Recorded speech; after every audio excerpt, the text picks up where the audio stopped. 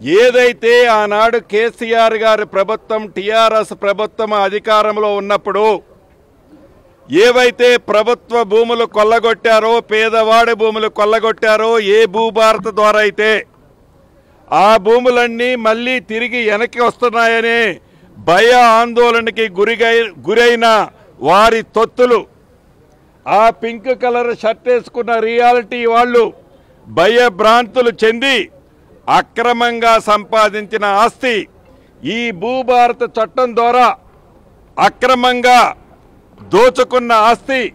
ఈ భూభారత చట్టం ద్వారా తిరిగి ప్రభుత్వం తీసుకుంటుందని వారి గుండెల్లో రైళ్లు పరిగెత్తి ఎంత ఏదైనా ఎన్ని కోట్లు ఖర్చైనా ఎమ్మెల్యేలని పశువుల్లాగా సంతలో పశువుల్లాగా మీరు కొని కాంగ్రెస్ పార్టీని